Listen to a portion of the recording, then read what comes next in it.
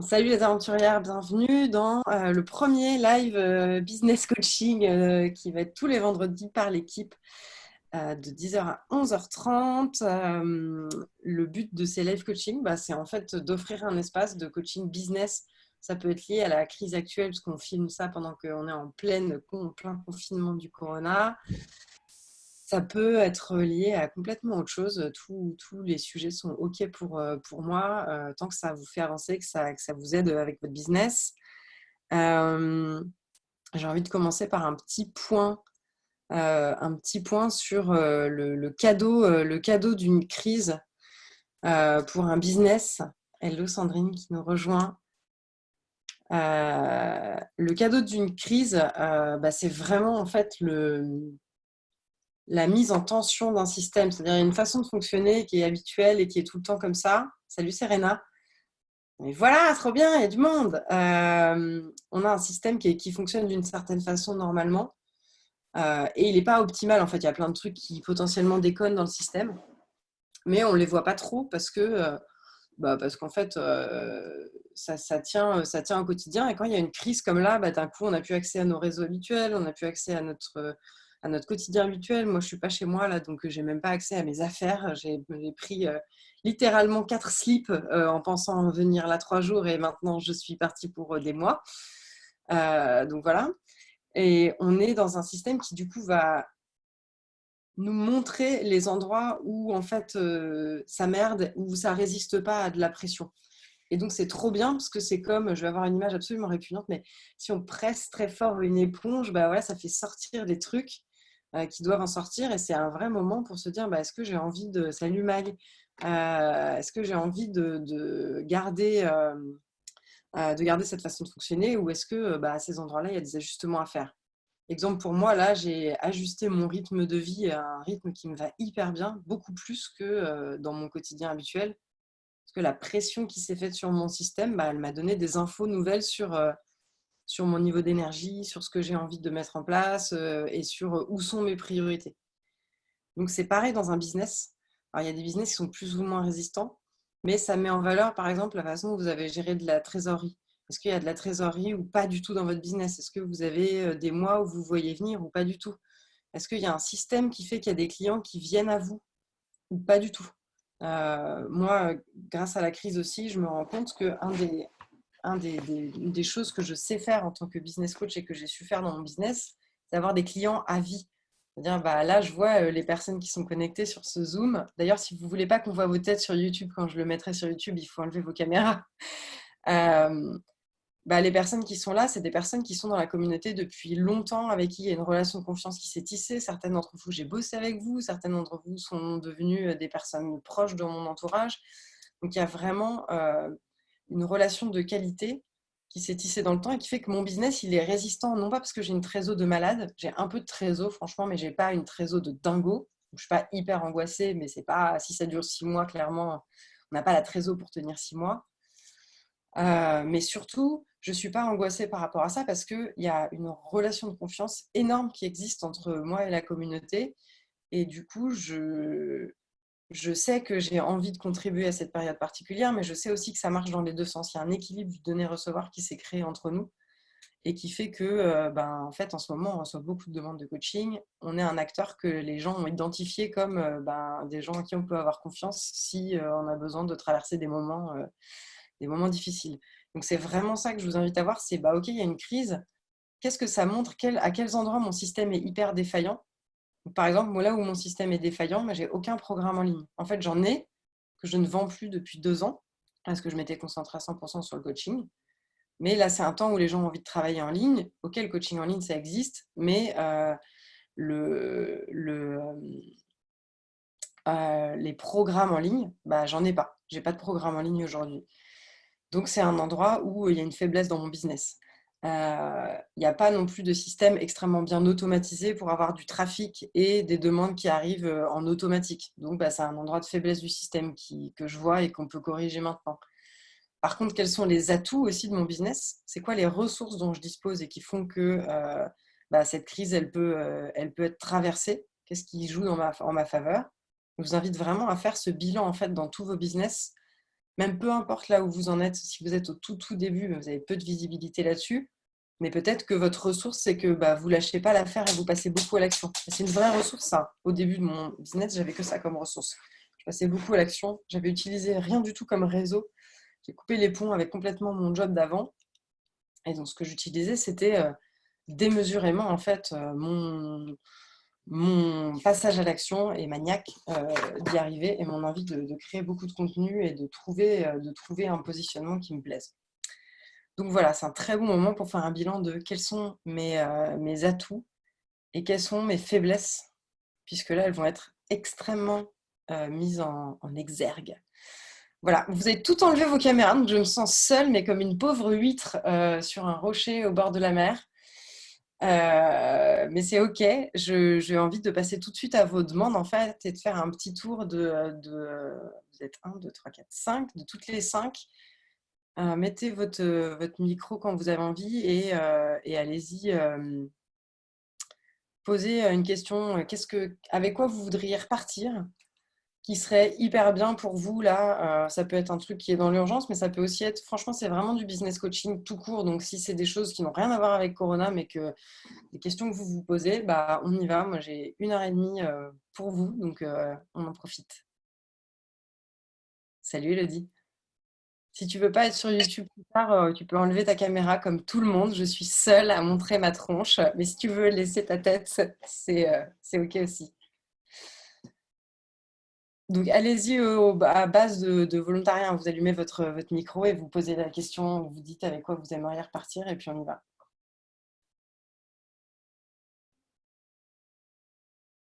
La solitude de ce moment.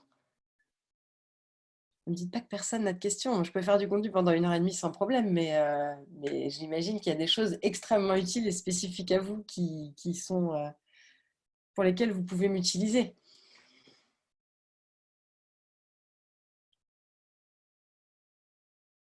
Qui veut poser une question? Qui a des questions déjà dans le chat? Dites-moi au moins si vous avez des questions. Ah, Salut Laure, c'est Lucille, Lucille. Oui, sauve-moi de ma solitude. ouais, je me suis dit, bon, allez, je me lance parce que là, ça va faire long après. Moi, c'était plus à l'inverse en termes justement d'organisation, de tout ça ou de passage à l'action. Il n'y a pas de souci. Mhm. J'ai une grosse. Enfin, en fait, mon souci, ça serait plutôt l'inverse. Je m'arrête jamais. Et je Mhm. fais tout le temps des trucs. Et bah pareil, il y a quand même une confusion entre ce qui est vraiment utile et ce qui me bouffe juste de l'énergie de ouf. Là d'ailleurs, j'attendais ton live avec impatience, mais je suis explosée de fatigue, même s'il est 10 heures passées. Mhm. Donc, d'où la non-caméra. Ok. Et du coup, donc ça, c'est le constat que tu fais. Ouais. Qu'est-ce que tu voudrais par rapport à ça? Euh, et ben, j'aurais bien voulu amener un peu plus de clarté. Alors, c'est pas hyper euh, précis. Euh, mais ou plutôt justement comment réussir de façon pertinente à savoir quand ce que je fais est vraiment justement utile et nécessaire ou quand je brasse de l'air quoi. Est-ce que c'est juste réussir à s'écouter mais du coup dans ces cas-là comment on parvient à vraiment s'écouter. Euh, Enfin voilà, c'est plutôt justement confus. Euh, Même si je taffe ça en coaching aussi, c'était l'occasion quand même d'avoir un autre regard. Ouais, ouais, ouais. Ok. Ok. Et puis ta coach, il me semble que c'est quelqu'un qui aime bien aussi passer à l'action et Ouais. avancer. Euh, hmm.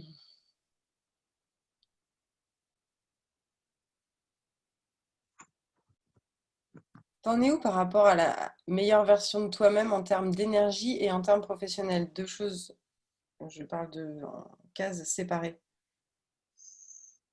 Euh, alors, personnelle, meilleure version, je mets sur une échelle ou juste en termes de ressenti Ah, ok, donc je reprécise ma question. C'était plus, je ne savais pas si tu as déjà fait cet exercice de dire, mais c'est quoi la meilleure version de moi-même en termes d'énergie? C'est quoi l'identité? À quoi ça ressemble la meilleure version de moi-même en termes d'énergie? Est-ce que ça ressemble, je sais pas moi, à une sportive de haut niveau? Est-ce que ça ressemble, moi par exemple, ça ressemble à une danseuse de hip-hop? Je ne sais pas pourquoi, c'est une identité j'aime bien le mélange de souplesse et de puissance qu'il y a là-dedans. Euh, Ça peut être, tu vois, Flora, c'est Catwoman, la meilleure version d'elle-même en énergie. Tu vois, c'est une identité comme ça qui te parle et Ouais, qui te porte vers ça. Donc, quand tu as ça, tu sais quel comportement tu peux activer et tu sais comment te mettre en mouvement vers cette meilleure version de toi-même. Et si tu n'as pas de clarté là-dessus en tant que pro et dans ton énergie, ouais. bah forcément, tu gères au jour le jour. Ouais, c'est ça. Effectivement, enfin, j'ai pas de clarté là-dessus. Là, je sais pas pourquoi instinctivement, je me dis être une championne de trampoline, mais je sais même pas si c'est Parfait. une. Mais parfait. Alors, pour tout le monde, ça, c'est vraiment un exercice qu'on fait en mode entraînement. C'est-à-dire, bon, là, je ne suis pas chez moi, donc je ne l'ai pas, mais normalement, sous mon nez, sur mon bureau, il y a tout le temps la meilleure version de moi-même en pro, la meilleure version de moi-même en énergie, la meilleure version de moi-même en relation. Et il y a une identité, un type de comportement et des actions que je mets en place au quotidien. Et c'est avec ça et avec ma vision à 25 ans et à 1 an que je crée mes plans d'action mois par mois et mes to-do list de la semaine. Ce volet-là, c'est le to-do list de la semaine et ça, c'est le plan d'action du mois ou des 2 mois qui viennent. Donc moi, c'est comme ça que carrément que j'organise toutes mes priorités en fait. Mhm. Mm. Donc Oui, là, si ce que ça va je te dans le propose, sens. c'est que je te laisse avec ça. Donc tu fais énergie et relation, tu pourras le faire de ton côté, mais là pour aujourd'hui, tu fais énergie et pro. Ouais. La meilleure version de toi en pro, c'est quoi? La meilleure version de toi en énergie, c'est quoi? Donc championne de trampoline et puis ce qui devient en pro. Et derrière, tu mets qu'est-ce que cette personne, elle fait au quotidien que toi, tu ne fais pas, Mhm. que tu veux faire plus. Ok. Et la troisième, donc là, c'est plus un volet inspiration. Donc, je sais pas, moi, je vais dans ma meilleure version pro, il y a oser affirmer mon ambition, il y a oser dire, c'est les deux gros comportements, oser dire, oser affirmer mon ambition. Et dans la version sportive, il y a aimer la discipline, par exemple. Mhm. Ok. Et la dernière ligne, c'est les actions que tu peux mettre tout de suite en place, c'est ton 1% quelque part. Ok. Et là, ça peut être très petit. Par exemple, moi, dans la discipline, j'en suis où? J'en suis à quand mon réveil sonne. J'ai deux choses. Quand mon réveil sonne la deuxième fois, la première, j'adore snoozer une fois. En fait, je me suis rendu compte en testant plein de choses. Il sonne une fois, j'ouvre les yeux, enfin, je me cocoon. La deuxième fois, je pose le pied par terre quoi qu'il arrive. Mhm. Donc ça, c'est ma relation à la discipline et toujours à la même heure. Parce que ça fait beaucoup de bien à mon corps et à mon énergie que ça soit toujours à la même heure. Ok. Et ça, c'est mon 1%. Donc la première ligne, c'est identité. La deuxième ligne, c'est qu'est-ce que cette personne, cette identité-là fait que moi, je ne fais pas encore. Mhm. Et la dernière, c'est OK, mon 1%, quand je vois ça, le 1% que je peux mettre en place tout de suite, c'est quoi? Et je reviens à toi après, OK? Ok, ça marche. Merci. Bon, vu que vous avez pas de caméra, j'ai besoin qu'en chat, vous me mettiez genre, est-ce que vous avez des sujets? Moi, j'ai un sujet, moi, j'ai pas de sujet. Si vous n'avez pas de sujet, ça pose vraiment la question de qu'est-ce que vous foutez en fait là? Vous avez un coach à disposition pendant 1 heure et demie. C'est trop bien. Je devrais être assaillie de questions et avoir un gros problème à gérer mon timing. Donc, vous êtes là parce que vous avez un business ou une idée de business, vous avez envie de développer. Vous pouvez prendre un peu de temps pour vous dire, voilà, qu'est-ce que c'est l'objectif, avec quoi je veux repartir. Mais vraiment, je fais le lien avec le sujet de Lucide, de comment je sais que mon temps il est utilisé ou pas. Par exemple, là, elle vient, elle est fatiguée, elle prend 1 heure et demie ou 1 heure de son temps pour venir à ce live. Elle arrive avec une vraie demande qui peut la faire avancer, qui peut avoir un effet de levier. S'il n'y en a pas, c'est louche pour vous. Donc voilà. Estelle, j'y vais avec toi et ensuite Sandrine. Tac. Tu peux retirer ta caméra si tu veux pas qu'on te voit après, je la mettrai sur YouTube, mais bon. Ah bah ça y est, mais la solitude, la solitude. Allez. Euh, Ah, quand même. On voit vos noms en même temps quand on voit pas votre Oui, tête. oui, de toute façon. De toute façon, c'est Estelle en premier. Hein. Oui, oui, c'est Estelle d'abord. Estelle, donc tu me dis, j'ai un problème pour fédérer une communauté. Tu peux m'en dire plus sur ça? Oui. En fait, donc j'ai une page Facebook pro et un compte Instagram sur lesquels je mets du contenu régulièrement qui concerne voilà, les tips pour gagner de l'énergie, etc. C'est des contenus, alors déjà c'est très variable en fait la visibilité du truc, et ça j'arrive pas à savoir pourquoi, et ça génère pas d'interaction avec les gens. Donc moi mon intérêt ce serait de communiquer, en fait de créer du lien, et je sais pas en fait par quel bout prendre les gens pour arriver à communiquer, à créer des relations, des relations plus que j'ai regardé une vidéo ou j'ai regardé 30 secondes d'une vidéo. D'ailleurs, parce que je n'en sais pas plus, en fait. Donc, vraiment, c'est cette idée de créer du lien, quoi, qui me... Ok. Comment tu fais un appel? Alors, je regarde les trucs évidents, hein, mais tu fais un appel à l'action systématique dans tes vidéos? C'est-à-dire, tu dis aux gens, commentez sur je sais pas quoi, ou dites-moi dans les commentaires, truc bidule. Non, pas systématiquement. Ça m'arrive de le faire, mais ce n'est pas systématique. Bon, bah, du coup, déjà ça, voilà. Il y a Amélie qui demande le nom de ta page Facebook. Estelle Nature Énergie. Ok. Tu peux mettre l'appel à l'action dans le texte de la vidéo et dans la vidéo. Hein. D'accord. Et tu testes. Pourquoi tu veux une communauté, toi? Parce que je voudrais partir vraiment sur du travail à distance. Donc, pour ça, il faut que j'arrive à contacter des gens à distance. C'est comme ça que je voudrais prospecter finalement. Ok. C'est comment ton énergie, là, quand tu dis ça? Le mot prospecter, en général, ça fait descendre mon énergie, mais alors en dessous du niveau de la Terre, quoi. Pardon. Ok. Donc aujourd'hui, ton pourquoi, il est pas ouf, quoi. Non. Non. Non, clairement. En fait, ouais. Non, ce qui m'éclaterait, par contre, ce serait qu'on parle de mon travail, enfin que les vidéos se partagent en se disant ouais, là j'ai trouvé des trucs super intéressants et va voir ça,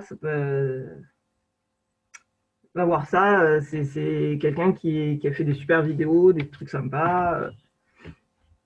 Ça, oui, ça me motiverait. Donc, c'est de la reconnaissance de ton travail? Ouais. Ok. Bah, c'est là que ça déconne, alors. C'est là que tu as un levier, en tout cas. Tu peux pas créer une communauté. D'abord, c'est du taf, hein, donc faut bien être conscient du fait que c'est du taf et de pourquoi tu as envie de le faire. Deuxième chose importante, une communauté n'est pas là, ne peut pas être là pour faire la promotion de tes services. Ça n'est pas possible. Parce que tout le monde s'en fout de tes services. Par contre, personne s'en fout, ou les personnes avec qui tu veux bosser ne s'en foutent pas de leur santé, de leur niveau d'énergie, du fait, tu vois, comme Lucille, qui est 10h du mat et qui sont déjà épuisés. Ça, c'est chiant quand même, c'est très concret. C'est très, très concret et très, très chiant. Ouais. Et donc, ça, c'est des sujets pour lesquels les gens peuvent avoir envie de se rassembler.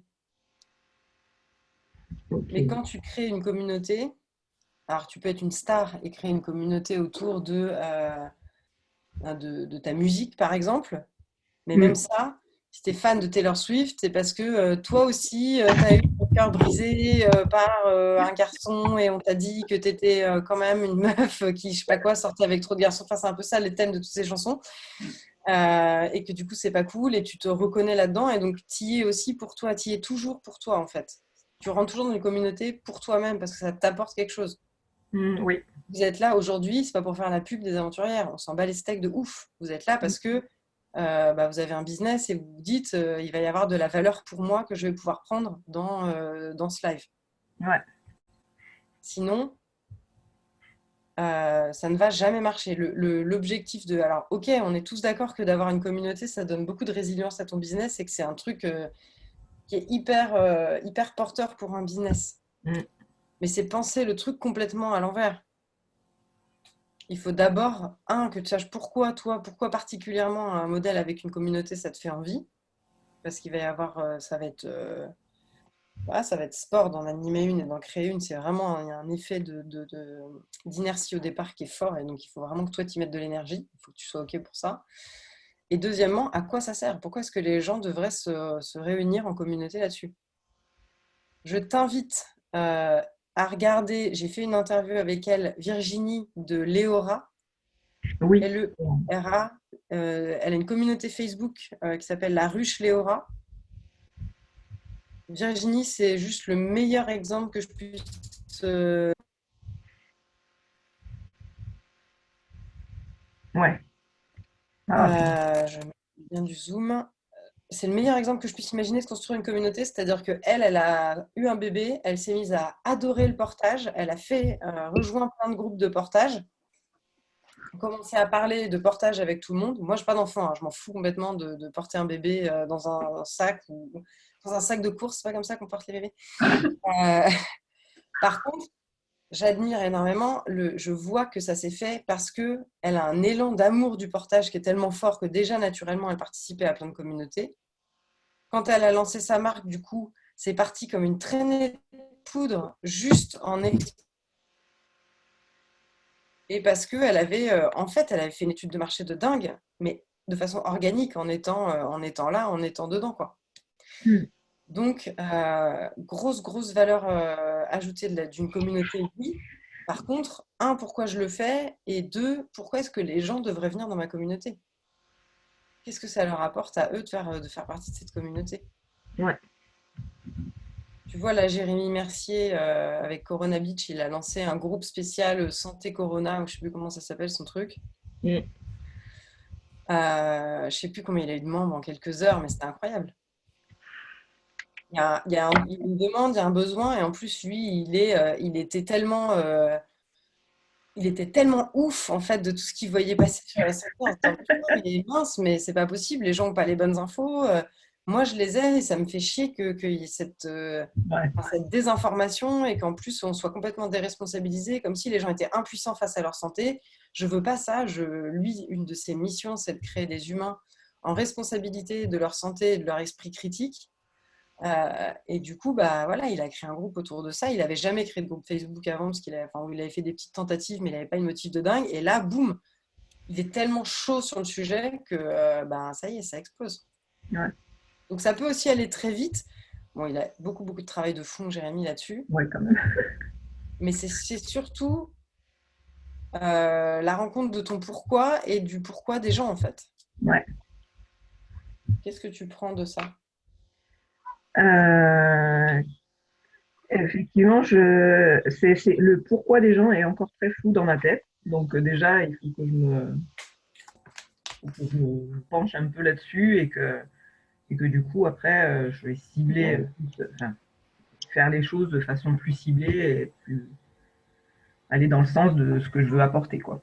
Tu participes à des groupes que tu kiffes vraiment bien? À part les aventurières. Bien sûr, à part les aventurières.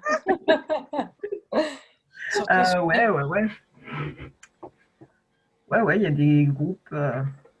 Ouais. Il y a quelques groupes sur lesquels je suis active et que je suis bien. Eh ben, regarde pourquoi tu es active dans ces groupes-là, qu'est-ce qui te plaît là-dedans, qu'est-ce qui te manque aussi, du coup, que toi, tu aurais envie de faire parce que tu dis, mais ça, personne ne le fait. Salut Déborah, tu peux enlever ta caméra si tu ne veux pas qu'on voit ta tête sur YouTube plus tard, comme absolument tout le monde a décidé, mais du coup, on verra ton nom.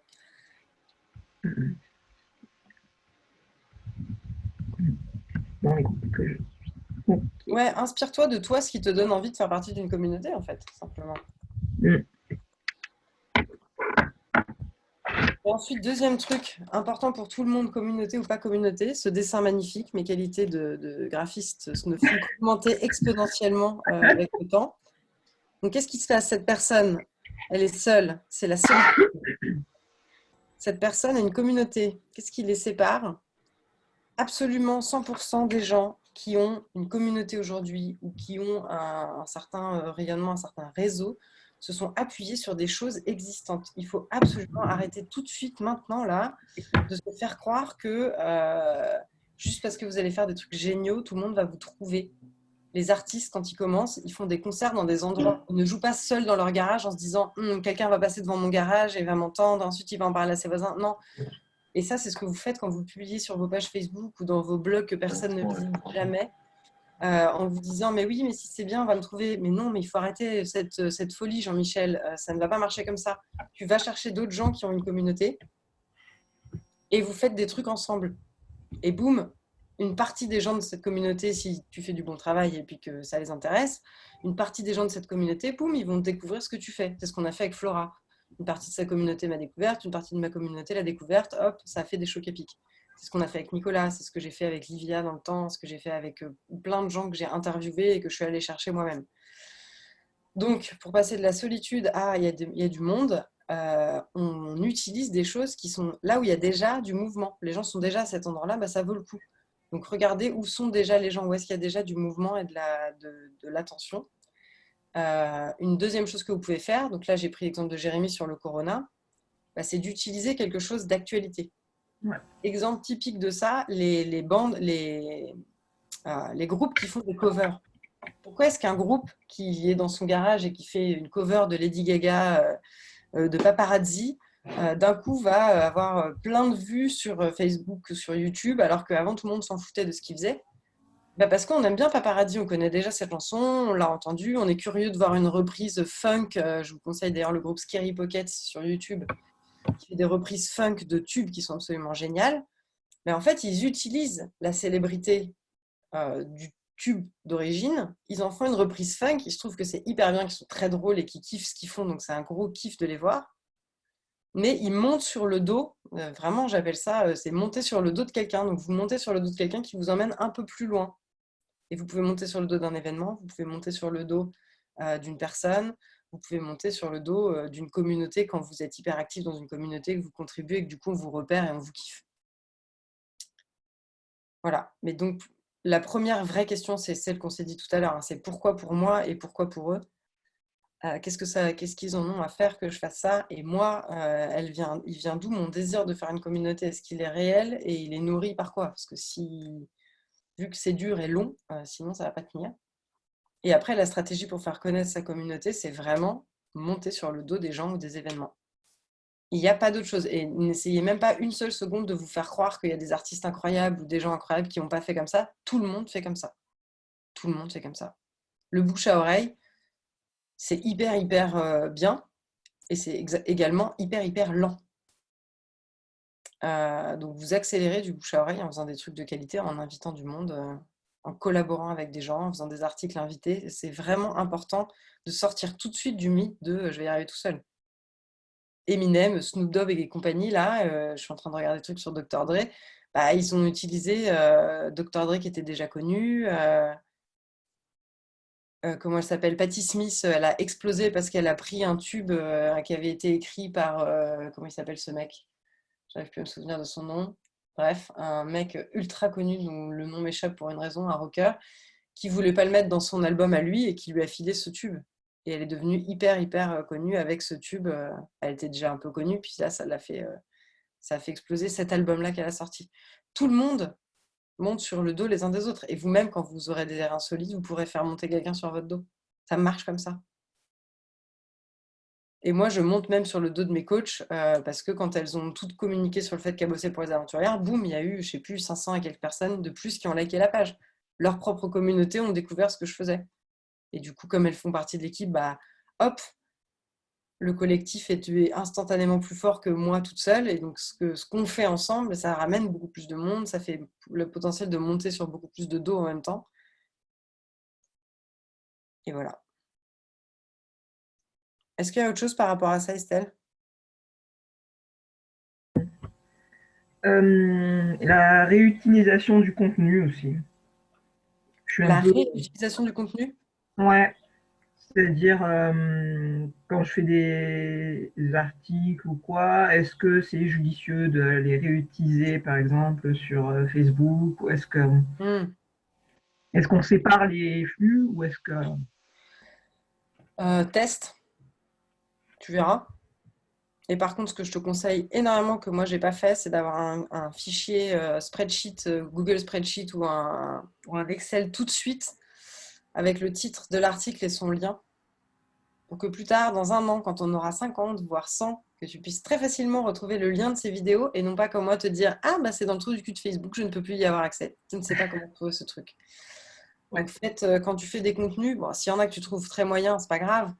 Mais les 80% de tes contenus, tu les mets dans ce spreadsheet et tu notes le titre, le lien de la vidéo, la date aussi pour voir un peu de quand ça date.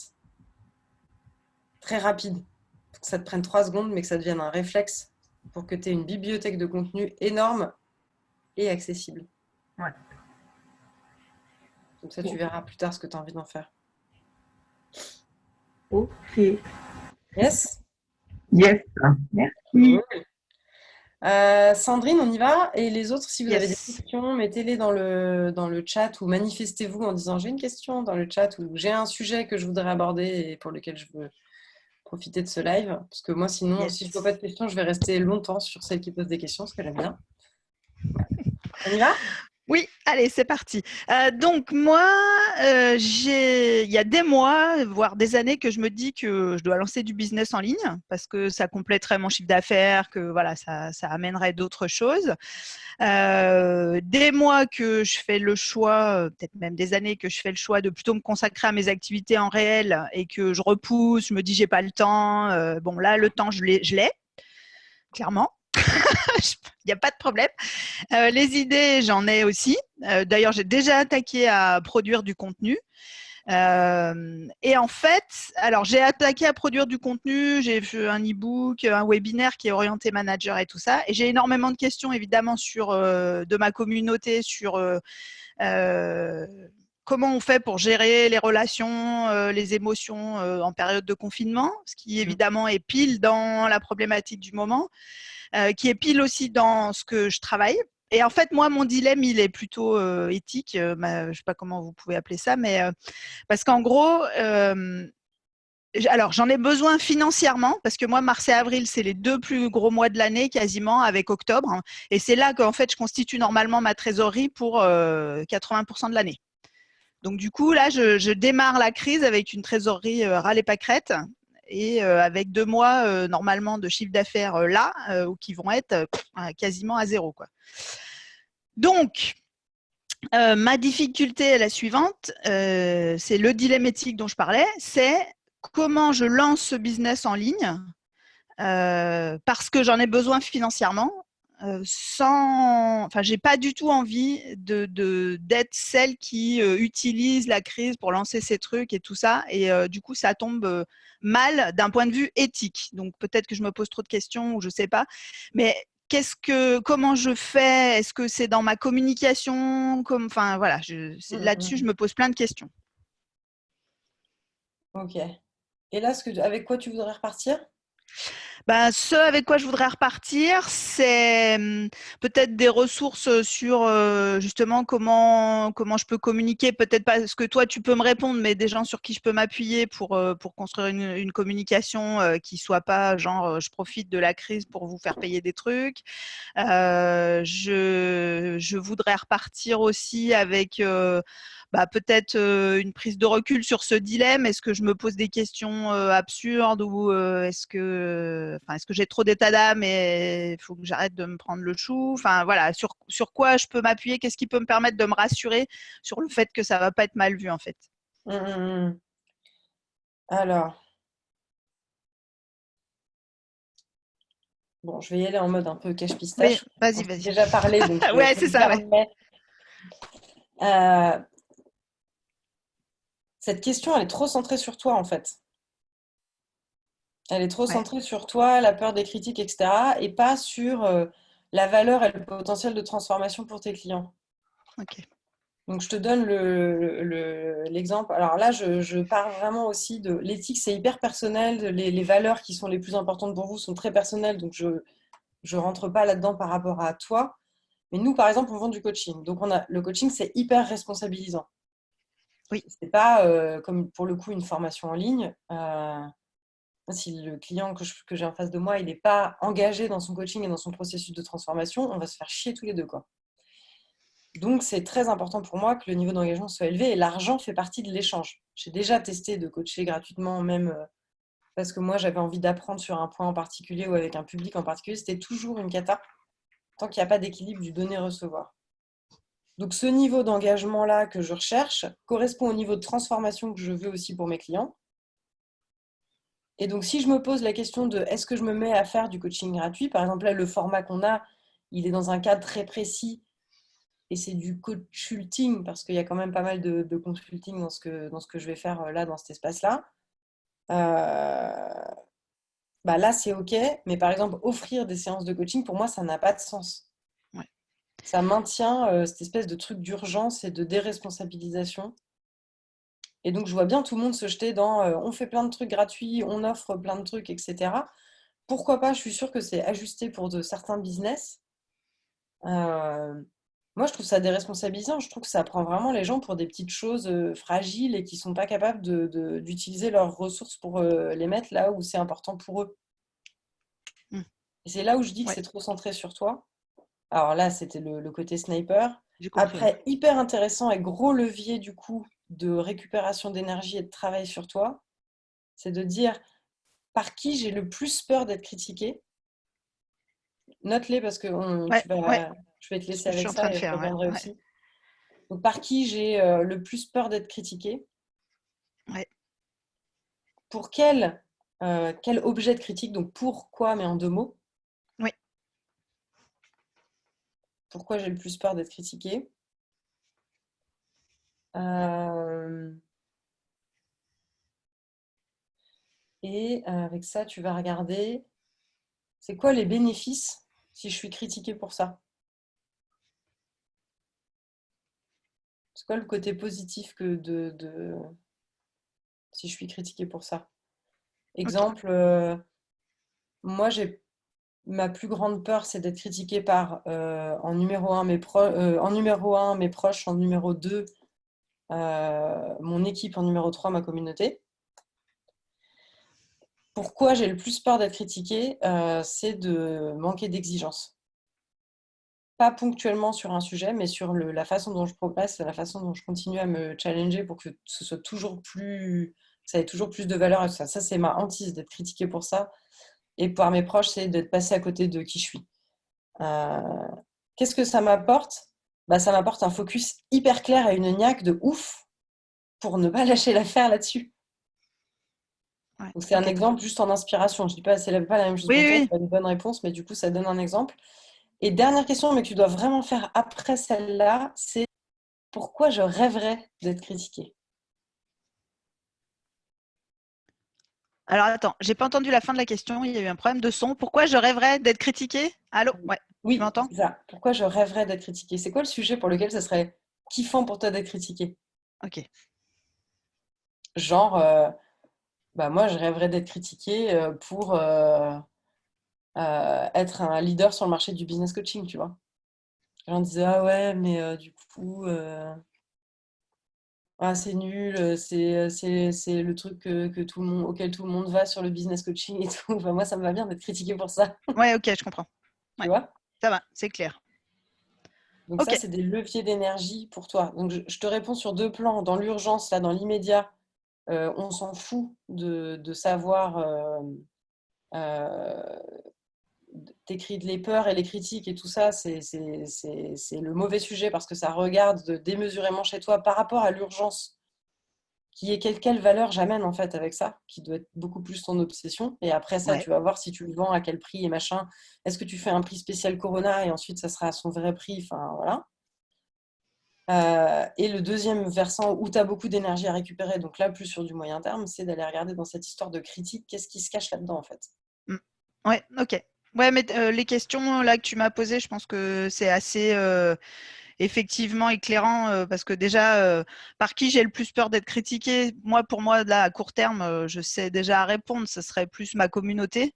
Et en même temps, quand je le dis comme ça, j'ai une communauté qui est solide, qui est très engagée, qui me suit généralement depuis longtemps. Enfin, les gens arrivent au fur et à mesure, mais et qui du coup, avec qui je partage parfois mes états d'âme ou mes problèmes financiers ou mes trucs, et donc du coup, qui ne sera pas choqué que j'utilise, et à qui je parle depuis longtemps de lancer des trucs en ligne, donc je pense qu'il ne sera pas choqué de ça non plus, quoi.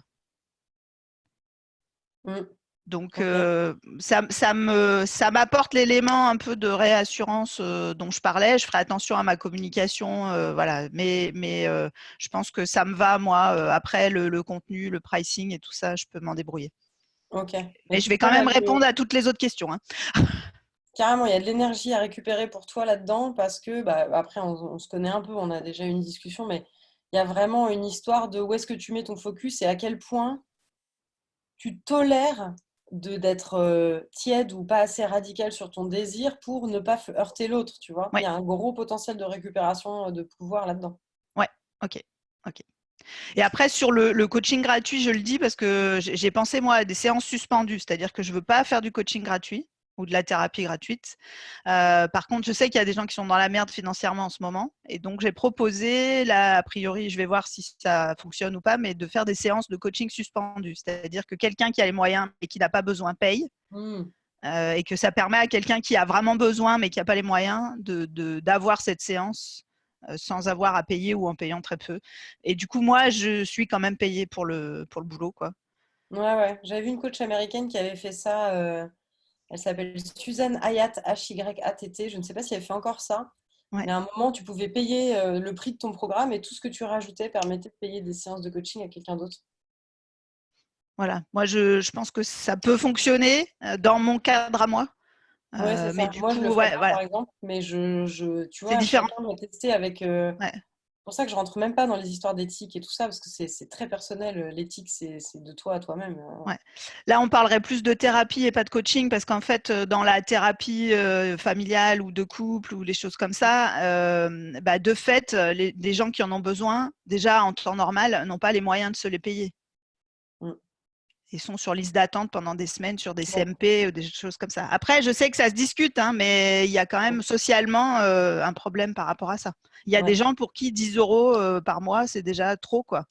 Ouais, ouais. Oui, oui, oui. C'est une histoire de cadre. Mais là, c'est aussi de. On va pas rentrer dans ce sujet-là maintenant, en Non, tout mais cas. c'est une Mais question de, tu vois, d'éthique et de point de vue. Ça, du coup, mm. ok. Bon, bah, merci beaucoup. Et de comment. Mais alors, c'est intéressant pour toi quand même, parce que tu mentionnes ce sujet-là. Et pour tout le monde qui écoute, de penser toujours dans un système, il y a toujours l'équilibre du donner-recevoir. Je vous donne l'expérience d'une cliente. Là, j'ai une cliente qui bosse extrêmement bien, qui a tendance à beaucoup, beaucoup, beaucoup, beaucoup, beaucoup donner et à ne rien demander en retour dans les faits. C'est-à-dire, elle ne demande pas grand-chose en retour. Donc, je lui ai fait faire la liste. Elle a une équipe, donc je lui ai fait faire la liste pour son équipe de tout ce qu'elle donne. Déjà, révélateur, elle m'envoie la première liste, il n'y avait pas les prix. Je lui dis, OK, la même liste maintenant, très bien. Donc déjà, elle était choquée par la quantité de choses qu'elle donne et auxquelles elle contribue. Même chose, mais avec les prix. Et là, elle m'a envoyé un mail, elle m'a dit, putain, je suis vénère de ouf. J'ai une colère qui monte de dingue de à quel point je me rends pas compte et je ne mets pas de prix sur tout ce que je donne. Euh, et donc, dans un système, l'équilibre du donner-recevoir est un des ordres fondateurs. Si on donne beaucoup, entre guillemets, sans demander en retour, mais c'est pas vrai, parce que dans l'énergie, les gens sentent qu'ils reçoivent démesurément et qu'ils contribuent pas assez.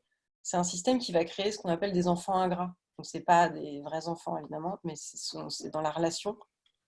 Donner démesurément, en fait, c'est créer une forme de relation adulte-enfant, enfin parent-enfant, et du coup, potentiellement des enfants ingrats. Donc, on a tous en tête des situations de donner beaucoup, parce qu'on n'est pas au courant de ces trucs-là, et la personne en face se retourne contre la personne qui lui a donné beaucoup, entre guillemets, trop, mais parce que c'est un poids énorme de recevoir sans que cette conversation elle ait lieu dans une responsabilité mutuelle. Qu'est-ce que tu vas contribuer, toi, en échange de ce que tu reçois? Quelle valeur t'attribues à ça? Là, on est dans une vraie conversation d'adulte. Donc, je dis pas que c'est ça que tu fais, je dis juste que vu là la teneur de notre conversation, bah, c'est un truc intéressant à regarder. Il est comment l'équilibre du donner-recevoir dans tes offres? Ok, ouais, Voilà. ouais. Cool, Ça me va. c'est bon? Ouais, parfait. Merci. Mag, Merci.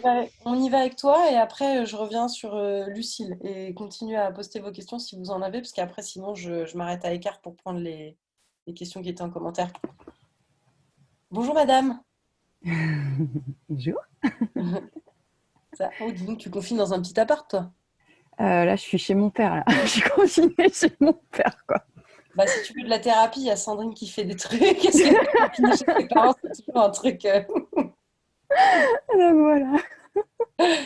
Alors, je regarde ce que tu as mis. Ouais. Formation LKB. Tu as besoin d'une personne test à suivre sur plusieurs sessions. Plus que Ouais. débutante. Comment arriver à cet objectif, sachant que j'ai peu de réseau et que peu de gens connaissent mon projet aussi. Alors, vas-y, est-ce que tu peux m'en dire plus?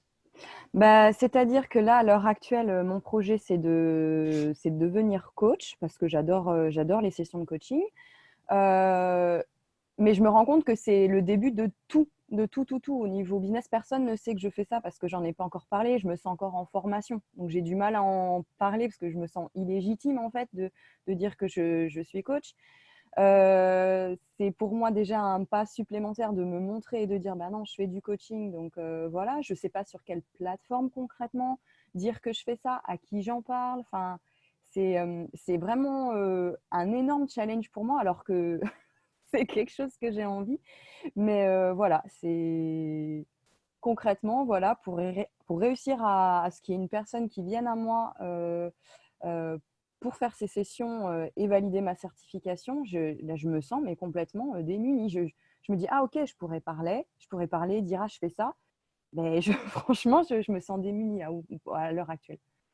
Ok. Tu veux du business coaching? Parce que tu as mis entrepreneurial business, mais non, tu veux n'importe quel type de coaching? Bah non, ce serait plutôt n'importe quel type de coaching pour le moment. Mais pour moi, ça fait partie du business parce que c'est ma nouvelle vie. Donc Oui. voilà. D'accord, c'est le business pour toi en tant que business person qui vend son coaching. Voilà, c'est ça. Ok. Et, euh, et avec quoi tu voudrais repartir là du coup? Eh ben, de la clarté sur où focaliser ma priorité, en fait. C'est où la priorité pour arriver à l'objectif qu'il y ait une personne qui vienne à moi. Donc, voilà, là, spontanément, je sens il faut que je communique dessus. Mais enfin, il y a vraiment sur quelle plateforme, quoi. Enfin, je peux le faire sur mon profil, par exemple, perso sur Facebook, mais je me dis, j'ai pas beaucoup de réseaux. En fait, enfin, du coup, je me dis, bah, comment les gens vont venir à moi? Enfin, voilà, j'ai l'impression que je me mords, ça tourne en boucle, quoi. Mais surtout là, il y a deux sujets parce qu'il y a ta certif et après il y a la suite. Ben oui, mais pour moi, l'assertif, c'est déjà pour la suite, en fait. C'est déjà, je vois bien que ça. Mais pour ta certif, est-ce que tu es en train d'essayer de me faire croire que tu ne sais pas comment trouver une personne à coacher? En plus, dans le cas de l'assertif, c'est du coup bénévolement en général. Ben non, Lynn nous a dit qu'il fallait que ce soit rémunéré. Mais en troc ou en argent, c'est ça? Elle nous a dit non, en argent. Ah cool, ah c'est bien, elle a bougé là-dessus parce que nous c'était. Enfin, du coup, elle nous a pas dit troc. Nous, on se fait nos trainings là, à l'heure actuelle, mais elle a dit non, s'il y a la moindre chose, vous faites payer la première séance. Donc là, du coup, moi, j'ai tout d'un coup à mettre en place. Et ouais, je vois que c'est un nouveau monde, quoi. D'accord, je comprends mieux. Je comprends mieux. Ok. Parce que à l'époque où j'ai fait l'année dernière, hein, quand j'ai fait le KB, c'était rémunéré, mais du coup c'était dans l'équipe du donner-recevoir, mais ça pouvait être un sac de choux, quoi. Enfin, tu pouvais te faire payer en. Oui, elle nous a dit ça aussi. Elle nous a dit ça aussi. Mais dans tous les cas, il faut qu'il y ait un système de rémunération. Ok. Ok. Euh,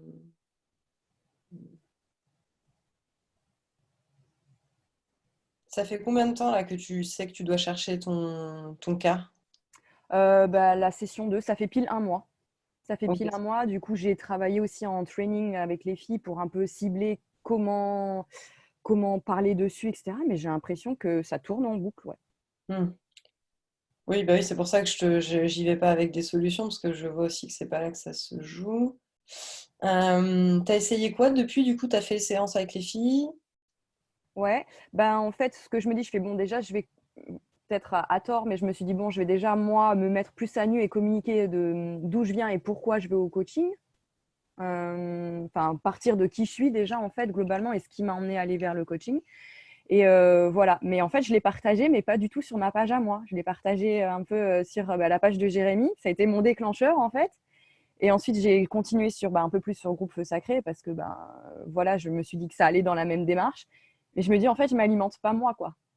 J'ai Hmm. même pas parlé sur ma page à moi, en fait. Donc, du coup, je me dis, bon, ok, il y a un truc qui ne va pas. Enfin, après, c'est cohérent aussi dans le sens où si je n'ai pas beaucoup de réseaux, pouvoir parler de moi à une communauté plus grande, comme tu disais tout à l'heure, ça me donne une visibilité, donc potentiellement. Mais ouais, j'arrive pas à prioriser où je dois mettre mon énergie, là, en fait. Hmm.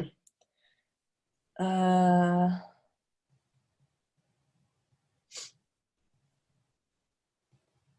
Là, avant le coaching, tu faisais quoi quand tu es partie au bout du monde? Là, c'était pour faire quoi? Quand je suis partie au bout du monde, c'était pour faire mon métier de base. Euh, Mais comment tu as trouvé ce plan-là de partir au bout du monde? Comment j'ai trouvé ce plan à l'autre bout du monde? Parce que j'avais envie de découvrir la Polynésie. Ouais, Et du coup, j'ai fait en sorte de trouver un job. Moi, je suis médecin généraliste, donc j'ai fait en sorte de trouver un job sur place, quoi. d'accord. Et comment tu Ouais. as priorisé là dans ce cadre-là? Comment j'ai priorisé? Parce que j'avais surtout envie de découvrir la Polynésie. C'était pas tellement pour le job. C'était- Ma priorité n'était pas du tout la même. Tu avais extrêmement envie d'aller en Polynésie et donc tu as trouvé une façon d'aller Et de trouver du job sur place, c'est ça en fait. et de trouver du job sur place. Ok. Le niveau de désir là pour le fait de lancer le coaching, il est comment Bon, la Polynésie, on peut dire que c'était 15 sur 15 ou pas? Ouais, on va dire 15 sur 15. Ouais. Ouais. Et du coup, là, on est à combien? Là, en fait, je me heurte à beaucoup de. Ouais, je vais dire le désir, il est à 10. Je vais être honnête, je vais dire 10. Bah, de toute façon, en dessous de ce niveau de... Bon, bah voilà, tu sais pourquoi ça bouine. Ouais, Si c'était le niveau de désir de la Polynésie, tu aurais déjà 5 clients. J'exagère un peu, mais à peine. ouais. Mm. Donc, il y a quelque chose. C'est pareil que Lucille, ça vaut le coup de regarder dans la meilleure version de toi en tant que coach ou dans ce qui t'a. Parce qu'au début, c'est normal d'avoir très peu de clarté là-dessus, hein. Mhm. Mais dans ce qui t'a donné un élan, une niaque de dingue, de dire, mais ouais, mais moi, en fait, je change, je vais aller faire du coaching, je vais faire LKB. Qu'est-ce qui te donne de la niaque là-dedans, en fait? Qu'est-ce qui alimente? Parce que je ne peux pas croire une seule seconde que tu sois pas capable, enfin, tu vois, que tu n'aies pas les capacités intellectuelles, motrices ou autres de Mm, chercher et de trouver une personne qui te paye pour du coaching pour ton cas de certif. mm. Ouais. Mm.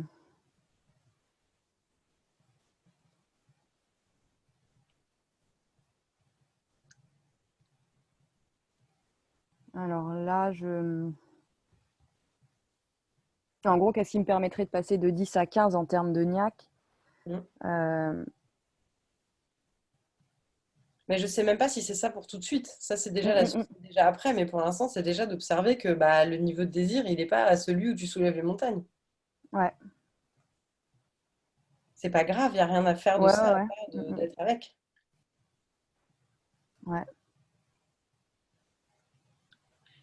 Est-ce que, alors c'est une piste, mais est-ce que tu t'es posé la question de qui tu voulais coacher pour cette certif ou est-ce que tu t'es dit, bah franchement, la personne qui me dit oui, ça sera la bonne, quoi? Alors en session training, non, on a un petit peu déjà écrémé, on va dire, les personnes que j'aimerais coacher, enfin le pourquoi. Euh, et du coup, là où je trouve ma difficulté, c'est de pouvoir accompagner des gens alors que moi-même, je ne suis pas au clair sur ma capacité en fait à les accompagner. En fait, moi, j'ai jamais fait de coaching. Par contre, je vois la portée que ça peut être d'être coaché. Et c'est là où je suis pas claire, en fait. Mais c'est pas vrai que t'as jamais fait de coaching, t'as coaché les filles là dans votre promo. Euh, oui, c'est que je n'ai pas reçu, moi, enfin, j'ai pas, moi, investi pour être coachée. Vraiment, avant de débuter la formation coaching, en fait, tu vois. Et ouais, mais non, mais là, ouais, je vois que en fait, non, je me raconte des histoires. Et t'as fait des stages faux sacrés. Ouais. Oui, Dans la tronche. ouais.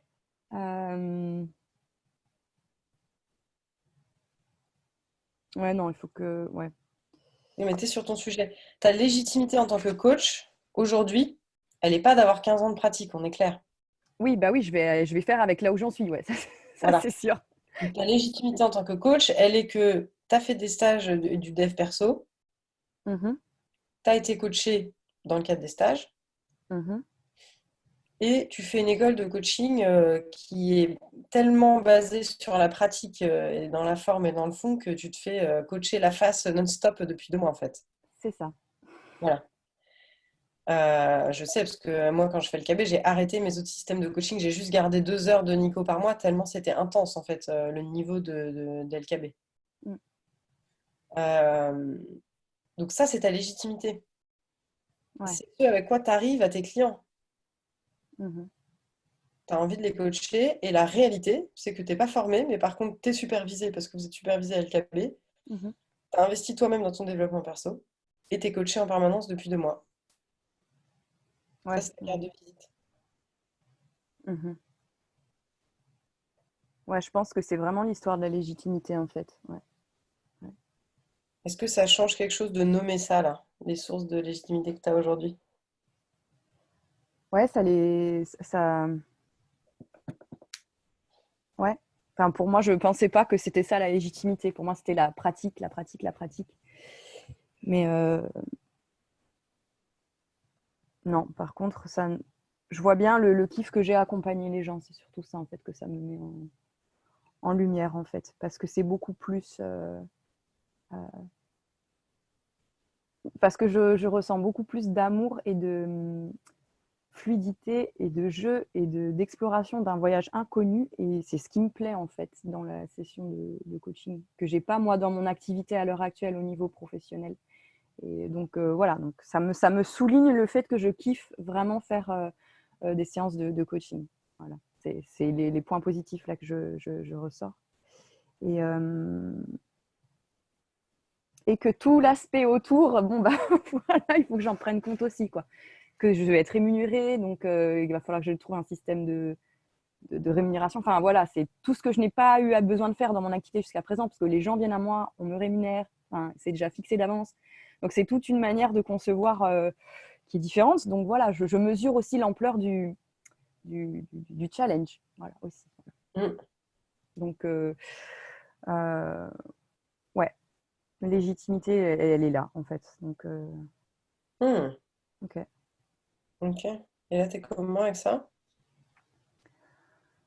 Ouh. Et j'ai un peu de la peur quand même, mais ok. C'est marrant parce que je sens et de la peur et de la joie en même temps, donc c'est les deux mélangés. Euh,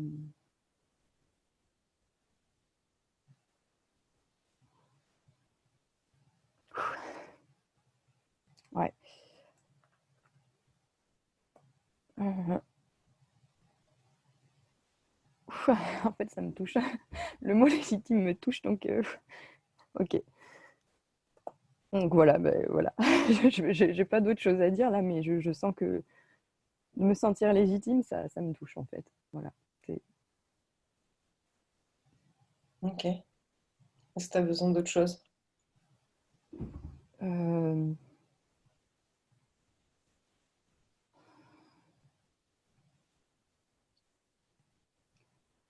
Non, là, je sens qu'il faut que je reste avec ça pour le moment. Euh, Ok, ça marche. On va En plus, moi, j'ai fait pas mal de trucs sur trouver ses premiers clients et tout. Là, il y a un autre sujet, il y avait un truc derrière qui a un plus gros levier pour toi que juste que je te file des techniques. Donc, c'est pour ça que j'ai choisi d'aller sur ça. Et aussi parce que je sais que là, dans 2 jours, on va sortir des trucs très concrets sur comment trouver ses premiers clients qui Mm, marchent mm. en période de Corona. Ouais. Incroyable. Mais du coup, j'avais postulé, j'attendais qu'on me rappelle l'équipe, moi, pour un Pour coaching. le premier club? Non, pas pour le premier club, je sais plus, une autre offre qui est sortie là. J'ai eu la réponse de Rosina, elle m'a dit bah alors, bah te rappeler. Je fais bon, bah j'attends. Du coup, Bah, en fait, on a passé le relais entre Rosina et moi parce que maintenant, elle est alitée et elle peut plus bah faire. oui, oui, oui, c'est ce qu'elle disait. Ouais, donc du Et coup, du coup, bah, je pense que tu es tombé dans les trous de notre système parfait, comme on peut le constater. mhm. Donc, je vais t'appeler. Ok. Bon, ça marche. Ok, cool. Ok, cool. Ouf. Bon, bah, Yep. Merci Laure, merci. Ok. Si tu as besoin d'un truc ou si quelque chose d'autre vient, tu... Bien, ouais, je top la main. Ouais, ça roule. Cool. Merci.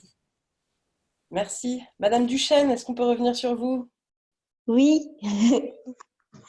Tu es toujours à Berlin? Euh, oui, je suis toujours à Berlin, Ça va, c'est cool, Berlin, confinée. en période de confinement?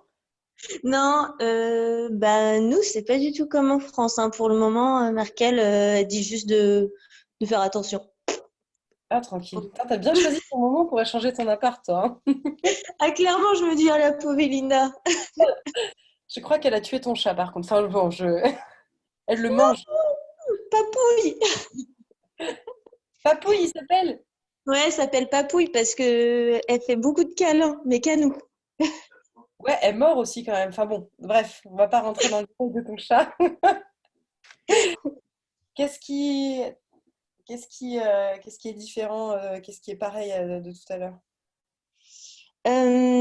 Ah bah, l'énergie, déjà, elle n'est pas du tout la même du fait d'avoir justement noté et clarifié. Et il y a un truc qui ressort justement très fort et je pense qu'il fait rebond sur enfin, une vidéo là, que tu as fait récemment sur le fait si tu es forteresse ou ressources et où je disais que ça m'avait vachement impacté. Et là, ça rejoint ça en fait.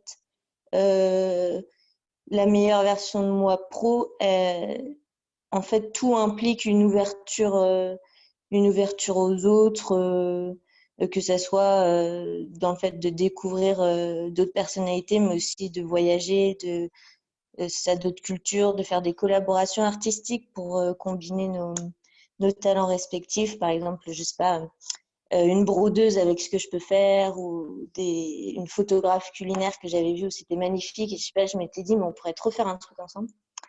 Donc voilà, je me dis en termes d'action, quand il y a des objectifs clairs, je peux justement être beaucoup plus, je pense, pertinente et pas m'éparpiller.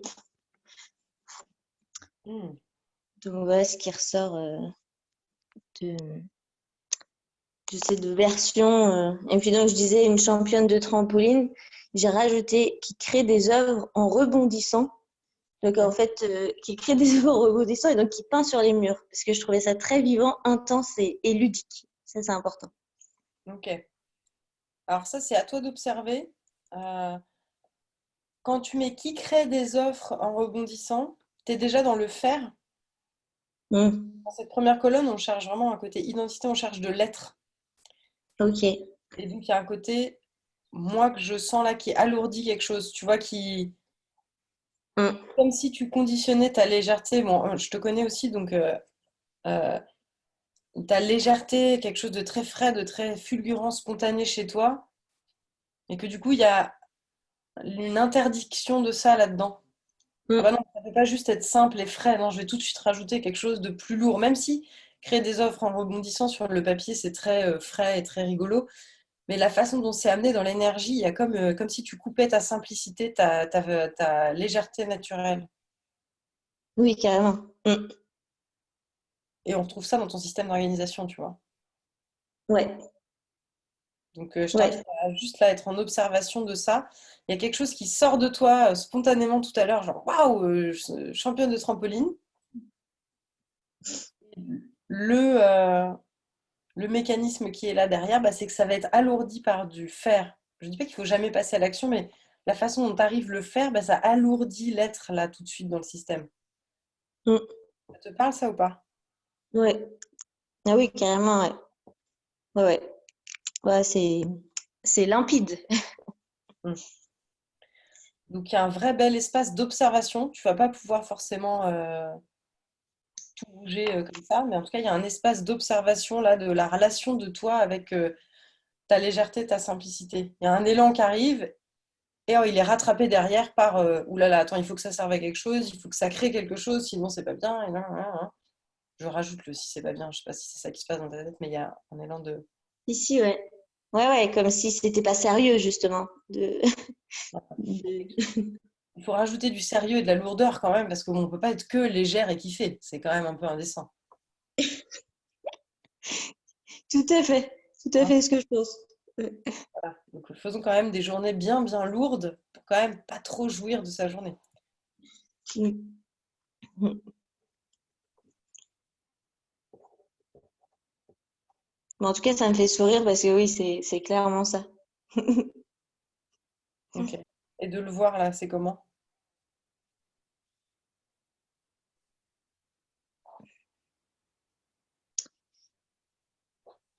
Bah, c'est bien, ça, on va dire, ça confirme ce que je pressentais ou ce que je savais déjà en fait. Mais justement, je pense que c'est, ça impacte un peu plus encore ça, quoi, cette difficulté à juste écouter sa spontanéité et puis sans c'est ça, l'alourdir pour X raison.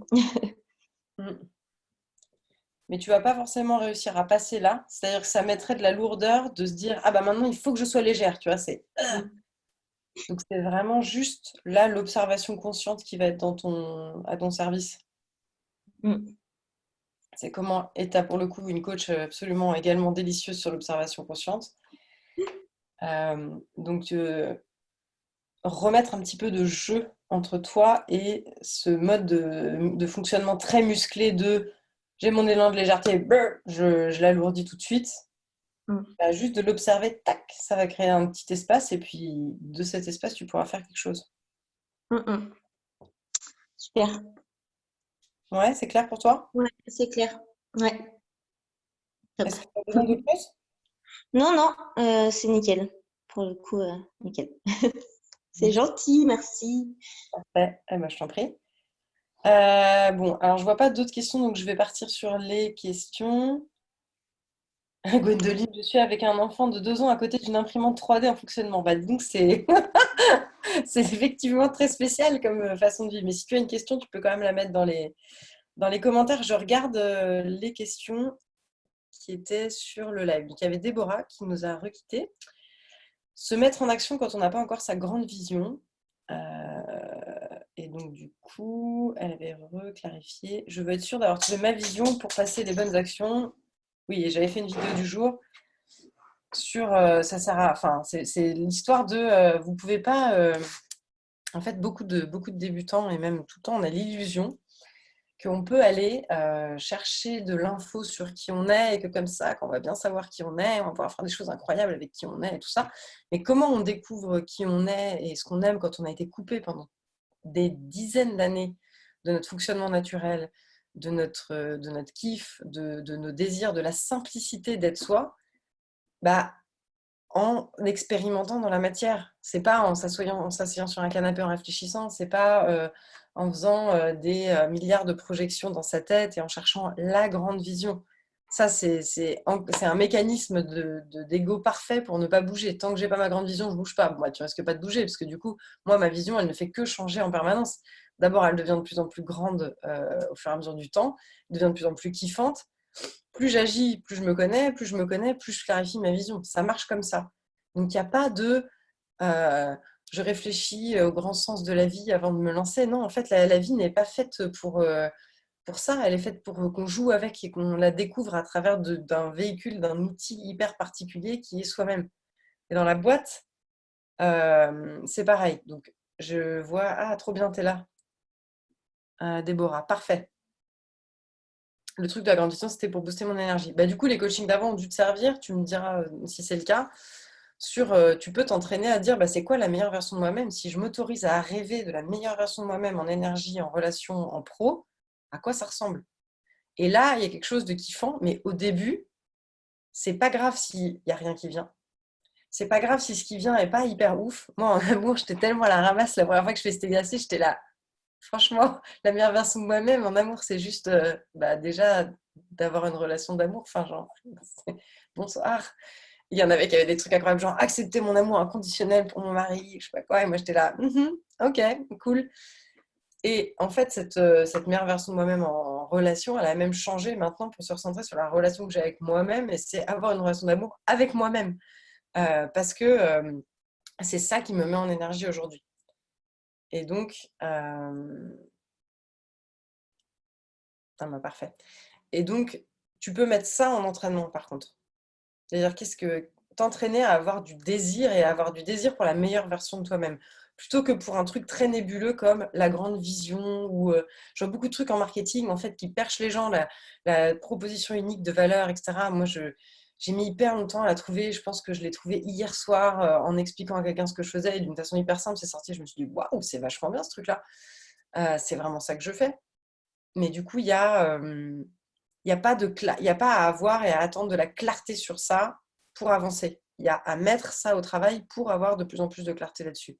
C'est vraiment une connerie en tout cas, c'est un mécanisme de protection qui a à regarder, de vouloir avoir tout au clair avant de se lancer. D'ailleurs, quand vous avez vraiment très très envie de faire quelque chose, vous n'attendez pas que tout soit au clair. Vous y allez et vous découvrez en faisant, et puis vous itérez et vous apprenez en le faisant. Il y a absolument aucune différence entre ça et l'entrepreneuriat. C'est ce que j'ai fait, mais c'est pas clair. Il y a des éléments pour me booster quand même. Super entraînement. Trop bien. Gwendoline. Déborah, tu me dis si tu as besoin d'autre chose par rapport à ça. Et Gwendoline, je regarde ta question tout à fait. Et j'en ai une autre de Caroline. Gwendoline. Trouver des clients lorsqu'on se forme à son métier, qu'on n'est pas amoureuse de la communication. Ah oui, t'accompagnes des artisans d'art, j'avais lu ton truc, qui était absolument trop bien. Ce qui est de ma formation, j'ai travaillé sur des outils pour les accompagner. J'ai accompagné 3 clientes. Je me forme sur la posture d'accompagnante. Je me rends compte qu'en individuel, j'oriente trop mes clientes. Très bien, tu as besoin juste de supervision pour avancer là-dessus. On avance tous en permanence.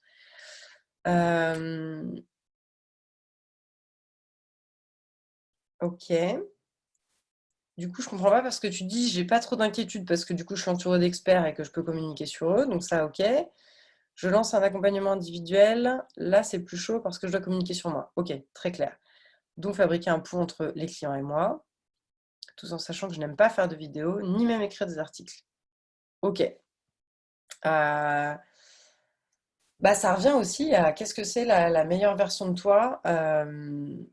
Qu'est-ce que c'est la meilleure version de toi professionnelle? Et qu'est-ce que cette meilleure version de toi professionnelle fait que tu ne fais pas aujourd'hui? Il n'y a pas une seule bonne façon de communiquer. J'ai un client là en ce moment qui, lui, a beaucoup communiqué en réseau physique parce qu'il sait qu'il est très à l'aise dans le réseau physique. Donc, il a testé, il est allé dans plein de clubs différents d'entrepreneurs. Il a parlé de ce qu'il faisait, il s'est pris des vestes pendant 1 mois et demi. Et à un moment, il a commencé à comprendre vraiment ce qui intéressait les gens à force d'écouter. Et là, il a commencé à vendre. Et depuis, comme il bosse très bien, ses clients renouvellent, il en a de plus en plus, il s'éclate, il adore. Et maintenant, il va passer à une communication sur Internet parce qu'il veut ouvrir un nouveau volet de sa communication. Il y a vraiment cette histoire de qu'est-ce que c'est la meilleure version de toi-même? Qu'est-ce qui t'anime dans ce que tu fais? Parce que si tu galères, c'est compliqué de coacher quelqu'un par écrit, mais si tu galères à lancer tes accompagnements individuels, c'est que là, tu es encore OK pour... t'es OK pour négocier avec ça. Vous êtes toutes là ce matin sur un sujet aussi avec la radicalité, c'est-à-dire ça manque de radicalité. À quel point vous êtes prête à assumer votre ambition, ce que vous voulez, et à vous donner les moyens pour ça. Et si vous n'avez pas un très gros niveau de radicalité, en fait, genre je veux ça, ça va bricoler à tous les niveaux.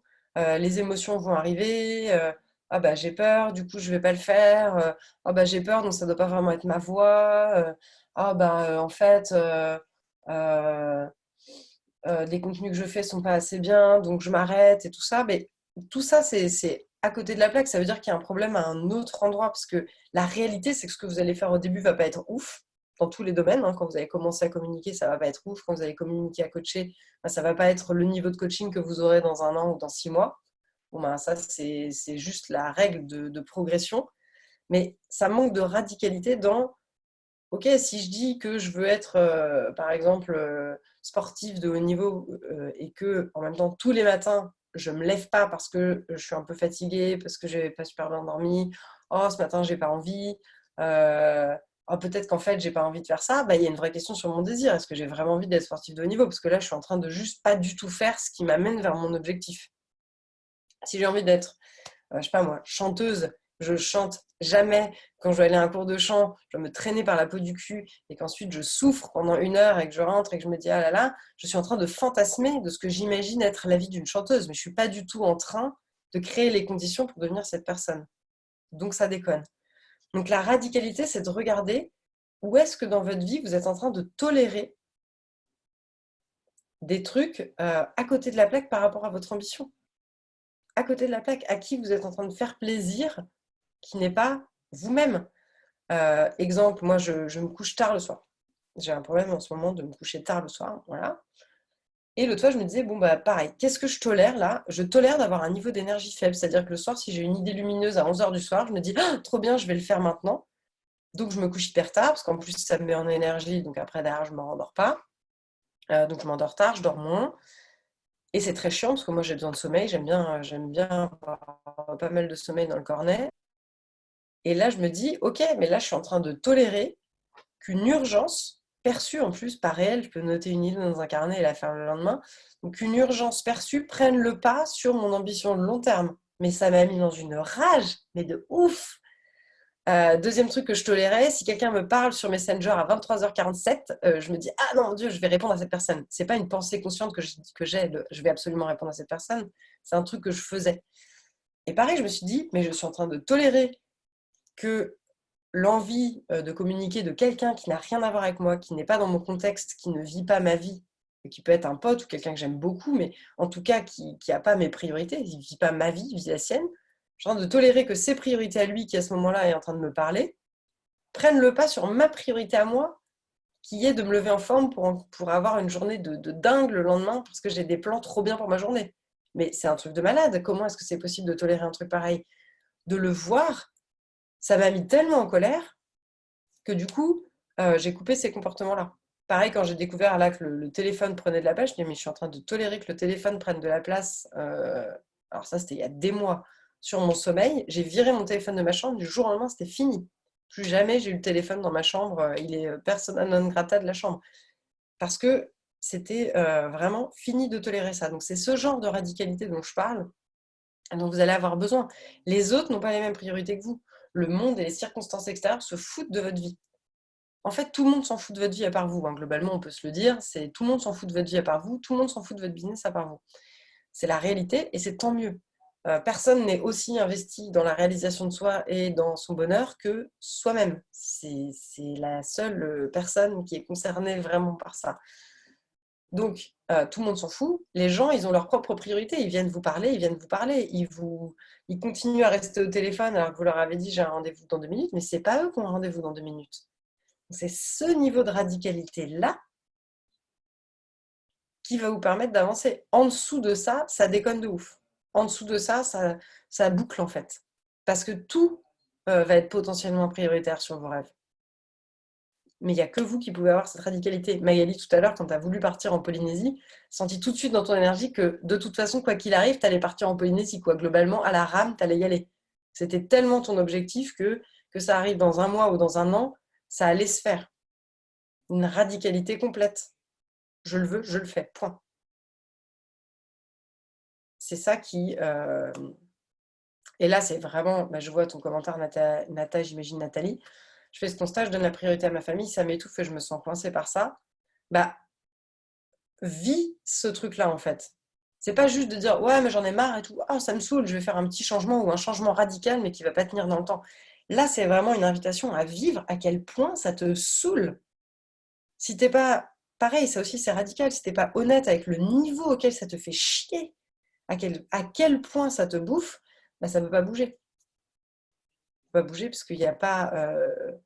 Bah, tu es en fait encore OK pour négocier avec à quel point ça te fait chier.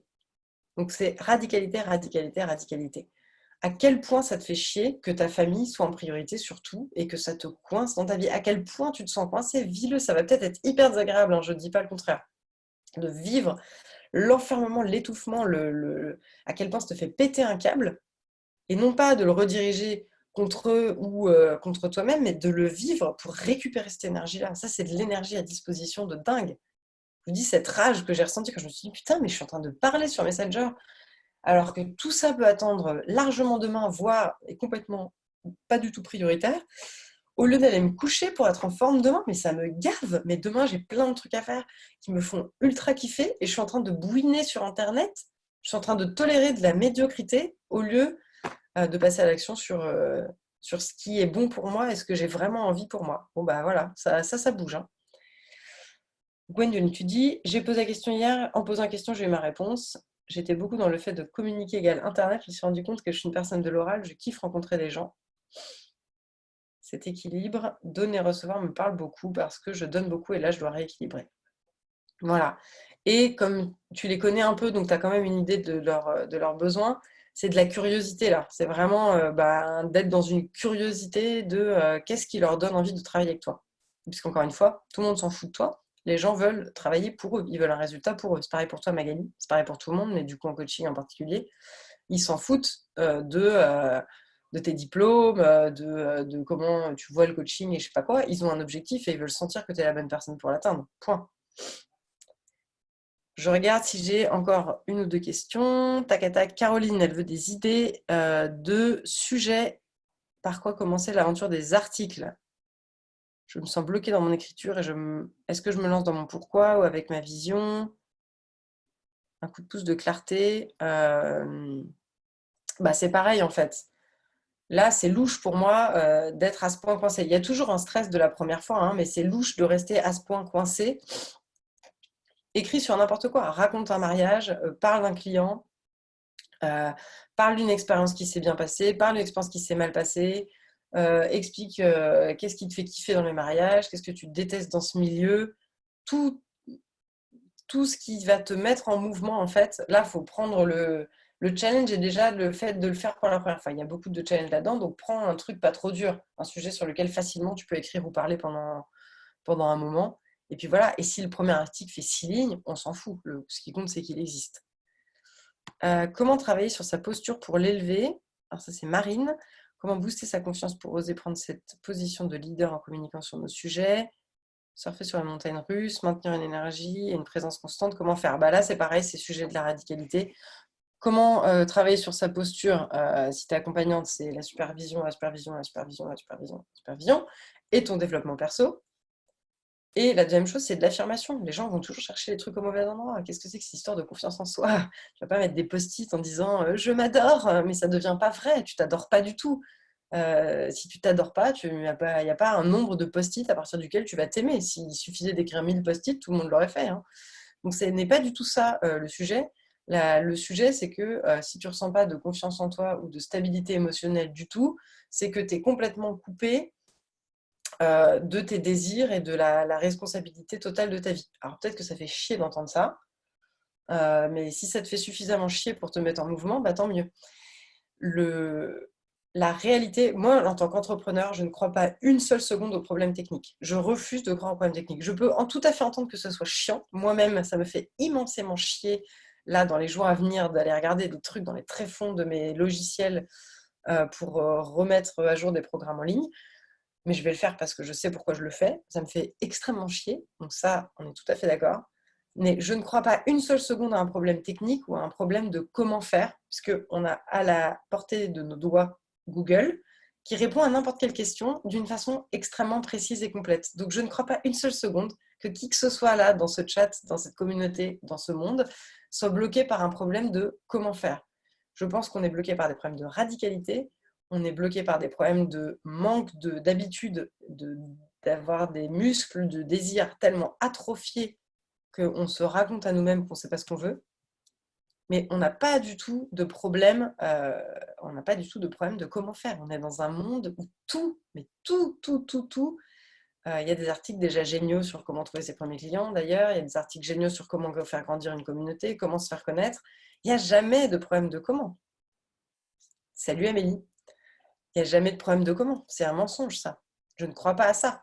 Continuer à nourrir ce truc-là, c'est continuer à se raconter des conneries. Il y a des choses à apprendre, c'est sûr. Du comment, il y a du comment à apprivoiser. Il n'y a pas de problème de comment. Il y a des problèmes il y a un problème de désir et de rapport à ce que vous voulez, à la façon de le créer dans la vie. Soit vous n'avez pas de désir assez fort, soit vous n'avez pas assez d'endurance dans le temps et du coup le désir il se laisse balayer parce que les émotions prennent le dessus, donc ça manque de radicalité derrière. Et je dis pas du tout que c'est facile, hein. C'est pas parce que je nomme ça que je minimise la difficulté de faire ça. Je me suis fait coacher 2 ans non-stop pour arriver à ce niveau de clarté et d'affirmation et du coup de rapport simple à mes émotions, mes désirs et mon passage à l'action. Mais par contre, vraiment, le problème n'est jamais le comment. Jamais. C'est vraiment un gros délire de partir là-dessus et ça va vous faire perdre du temps. Si vous avez vraiment envie de faire quelque chose, vous trouvez toujours comment. Il y a un tuto, il y a un YouTube, il y a un article, quelqu'un s'en est déjà occupé. Donc, il n'y a jamais de problème de comment. Voilà. Est-ce que quelqu'un veut... mettez un mot de la fin dans le chat avec quoi vous repartez de ce live. Mot de la fin. Et puis voilà, c'est la fin de notre premier live. Moi, j'ai décidé d'être à mon réveil en live le matin. Et une coach de l'équipe chaque semaine fera un live business comme ça où vous pourrez poser vos questions, venir avec vos problématiques, soyez ultra égoïste et ramener des trucs sur lesquels vous voulez vraiment avancer. Et voilà, ce sera tous les vendredis à 10h. Je ne sais pas qui est la prochaine qui a décidé de se lancer après. On a un grand tableau. Et moi, je serai aussi... J'ai plein de surprises. En fait, ça m'a donné tellement d'idées. J'ai plein de surprises à préparer que je vous dévoilerai au fur et à mesure. Mais en tout cas, je serai en live tous les matins entre 7h45 et 7h50.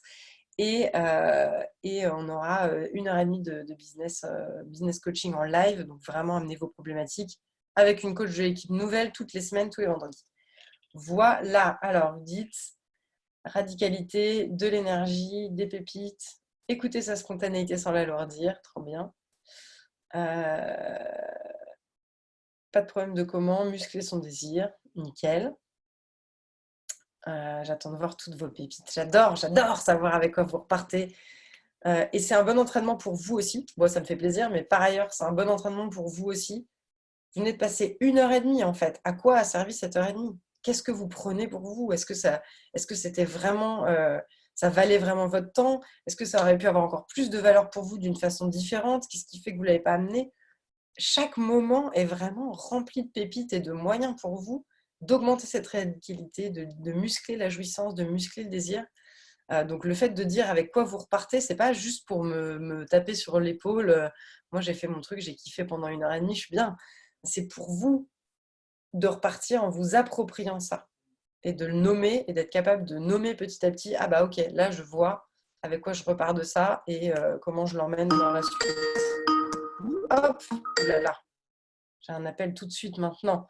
Envie de décortiquer mes journées pour voir où je négocie, quelles activités sont à côté de la plaque, super. Alison, je suis arrivée ici par hasard. J'ai une grosse angoisse depuis hier et là je me sens beaucoup mieux et prête à mettre de la radicalité dans mes journées. Hop, je vais juste... Flora. Un minuto. Et voilà. Et bien super. Je vous souhaite une hyper bonne journée, un bon week-end. À partir de ce soir, je vais me retrouver avec 3 enfants.